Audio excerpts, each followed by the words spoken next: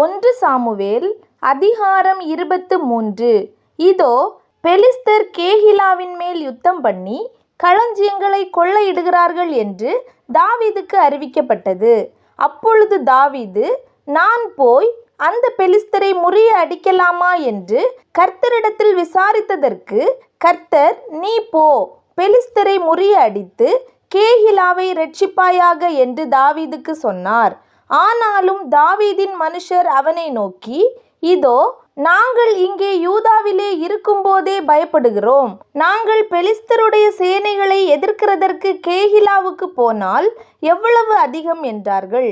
அப்பொழுது தாவீது திரும்பவும் கர்த்தரிடத்தில் விசாரித்தபோது கர்த்தர் அவனுக்கு உத்தரமாக, நீ எழும்பி கேகிலாவுக்கு போ, நான் பெலிஸ்தரை உன் கையில் ஒப்பு கொடுப்பேன் என்றார். அப்படியே தாவீது தன் மனுஷரை கூட்டிக் கொண்டு கேகிலாவுக்கு போய் பெலிஸ்தரோடு யுத்தம் பண்ணி அவர்களில் அநேகம் பேரை வெட்டி அவர்கள் ஆடு மாடுகளை ஓட்டி கொண்டு போனான். இவ்விதமாய் கேகிலாவின் குடிகளை இரட்சித்தான். அகிமெலேக்கின் குமாரனாகிய அபியத்தார் கேகிலாவில் இருக்கிற தாவீதினிடத்தில் தப்பி ஓடுகிற போது அவனிடத்தில் ஒரு ஏப்போத்து இருந்தது.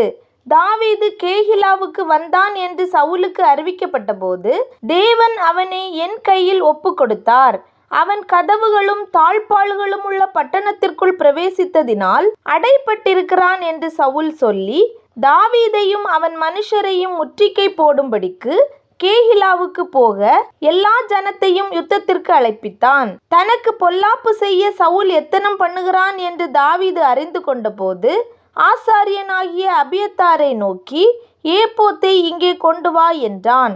அப்பொழுது தாவீது, இஸ்ரவேலின் தேவனாகிய கர்த்தாவே, சவுல் கேகிலாவுக்கு வந்து என் நிமித்தம் பட்டணத்தை அழிக்க வகை தேடுகிறான் என்று உமது அடியானாகிய நான் நிச்சயமாய் கேள்விப்பட்டேன். கேகிலா பட்டணத்தார் என்னை அவன் கையில் ஒப்பு கொடுப்பார்களோ?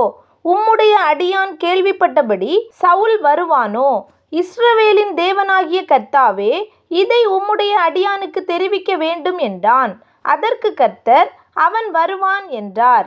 கேகிலா பட்டணத்தார் என்னையும் என் மனுஷரையும் சவுலின் கையில் ஒப்பு கொடுப்பார்களோ என்று தாவீது கேட்டதற்கு கர்த்தர் ஒப்பு கொடுப்பார்கள் என்றார். ஆகையால் தாவீதும் ஏறக்குறைய 600 பேராகிய அவன் மனுஷரும் எழும்பி கேகிலாவை விட்டு புறப்பட்டு போகக்கூடிய இடத்திற்கு போனார்கள். தாவீது கேகிலாவிலிருந்து தப்பி போனான் என்று சவுலுக்கு அறிவிக்கப்பட்ட போது தான் புறப்படுகிறதை நிறுத்திவிட்டான். தாவீது வனாந்தரத்தில் உள்ள அரணான ஸ்தலங்களிலே தங்கி சீப் என்னும் வனாந்தரத்தில் இருக்கிற ஒரு மலையிலே தரித்திருந்தான். சவுல் அனுதினமும் அவனை தேடியும் தேவன் அவனை அவன் கையில் ஒப்பு கொடுக்கவில்லை.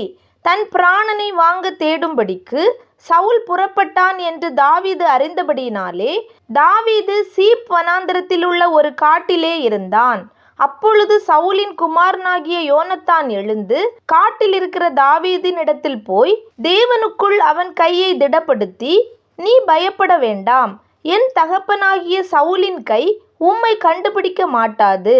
நீர் இஸ்ரவேலின் மேல் ராஜாவாய் இருப்பீர். அப்பொழுது நான் உமக்கு 2வதாய் இருப்பேன். அப்படி நடக்கும் என்று என் தகப்பனாகிய சவுலும் அறிந்திருக்கிறார் என்றான். அப்பொழுது இருவரும் கர்த்தருக்கு முன்பாக உடன்படிக்கை பண்ணின பின்பு தாவீது காட்டில் இருந்து விட்டான். யோனத்தானோ தன் வீட்டிற்கு போனான். பின்பு சீப் ஊரார் கிபியாவில் இருக்கிற சவுலிடத்தில் வந்து, தாவீது எங்களிடத்தில் எஷிமோனுக்கு தெற்கே ஆகிலா என்னும் மலை காட்டில் உள்ள அரணிப்பான இடங்களில் ஒளித்து கொண்டிருக்கிறான் அல்லவா? இப்போதும் ராஜாவே, நீர் உம்முடைய மன விருப்பத்தின்படி இறங்கி வாரும். அவனை ராஜாவின் கையில் ஒப்பு கொடுக்க எங்களால் ஆகும் என்றார்கள். அதற்கு சவுல், நீங்கள் என்மேல் தயை வைத்ததினாலே கர்த்தரால் ஆசீர்வதிக்கப்பட்டிருப்பீர்களாக. நீங்கள் போய் அவன் கால் நடமாடுகிற இடத்தை பார்த்து அங்கே அவனை கண்டவன் யார் என்பதையும் இன்னும் நன்றாய் விசாரித்து அறியுங்கள். அவன் மகா தந்திரவாதி என்று எனக்கு தெரிய வந்தது. அவன் ஒளித்து கொண்டிருக்கும் எல்லா மறைவிடங்களையும் பார்த்தறிந்து கொண்டு நிச்சய செய்தி எனக்கு கொண்டு வாருங்கள். அப்பொழுது நான் உங்களோடே கூட வந்து அவன் தேசத்தில் இருந்தால் யூதாவில் இருக்கிற சகல ஆயிரங்களுக்குள்ளும் அவனை தேடி போவேன் என்றான். அப்பொழுது அவர்கள் எழுந்து சவுலுக்கு முன்னாலே சீப் ஊருக்கு போனார்கள். தாவீதும் அவன் மனுஷரும் எஷிமோனுக்கு தெற்கான அந்தரவெளியாகிய மாகோன் வனாந்தரத்தில் இருந்தார்கள். சவுலும் அவன் மனுஷரும் தாவீதை தேட வருகிறார்கள் என்று அவனுக்கு அறிவிக்கப்பட்ட போது அவன் கன்மலையிலிருந்து இறங்கி மாகோன் வனாந்தரத்திலே தங்கினான். அதை சவுல் கேள்விப்பட்டு மாகோன் வனாந்தரத்திலே தாவீதை பின்தொடர்ந்தான். சவுல் மலையின் இந்த பக்கத்திலும் தாவீதும் அவன் மனுஷரும் மலையின் அந்த பக்கத்திலும் நடந்தார்கள். சவுலுக்கு தப்பி போக தாவீது தீவிரித்த போது சவுலும் அவன் மனுஷரும் தாவீதையும் அவன் மனுஷரையும் பிடிக்கத்தக்கதாய் அவர்களை வளைந்து கொண்டார்கள். அந்த சமயத்தில் ஒரு ஆள் சவுலிடத்தில் வந்து, நீர் சீக்கிரமாய் வாரும், பெலிஸ்தர் தேசத்தின் மேல் படையெடுத்து வந்திருக்கிறார்கள் என்றான். அதனால் சவுல் தாவீதை பின்தொடருகிறதை விட்டு திரும்பி பெலிஸ்தரை எதிர்க்கும்படி போனான். ஆதலால் அவ்விடத்திற்கு சேலா அம்மாலிகோத் என்று பெயரிட்டார்கள்.